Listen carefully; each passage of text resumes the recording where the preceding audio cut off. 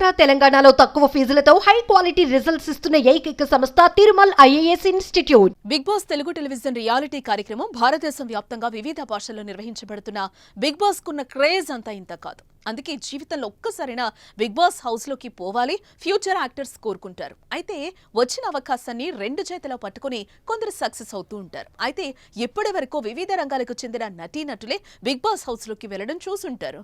అయితే అక్కడ మాత్రం బిగ్ బాస్ హౌస్ లోకి అనుకోని ఓ అతిథి వచ్చింది. దీంతో తోటి హౌస్ మేట్స్ కంగు తిన్నారు. ఇందుకు ఎవరా అతిథి తెలుసుకుందాం.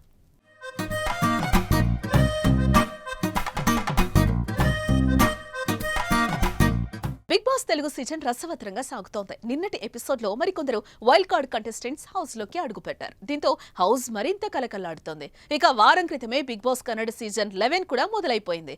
ఇది కూడా ఉత్కంఠగానే సాగుతోంది. ఇక దీని తర్వాత హిందీ బుల్లితెర అభిమానులను అలరించేందుకు బిగ్ బాస్ హిందీ సీజన్ 18 సిద్ధమైంది.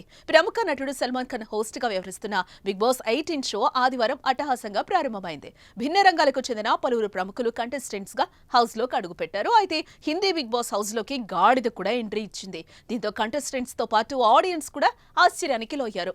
దీనికి సంబంధించిన వీడియోను ఓ ఛానల్ తన అధికారిక సోషల్ మీడియా ఖాతాలో పోస్ట్ చేసింది. ప్రస్తుతం ఈ వీడియో సామాజిక మాధ్యలో వైరల్ గా మారింది.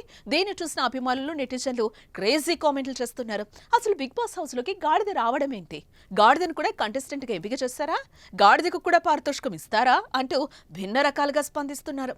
ఇక అసలు విషయానికి వస్తే బిగ్ బాస్ సీజన్ 8 లోకి ప్రముఖ అడ్వకేట్ గుణరత్న సదావర్తే కంటెస్టెంట్ గా వచ్చాడు. ఇప్పుడు ఆయనతో పాటు ఆయన పెంచుకునే గాడిద కూడా హౌస్ లోకి అడుగు పెట్టింది. దీని పేరు మ్యాక్స్ అని సమాచారం. మొత్తానికైతే గుణరత్న సదావర్తతో పాటు ఈ గాడిద కూడా బిగ్ బాస్ హౌస్ లో ఉండనుందని వార్తలు వినిపిస్తున్నాయి.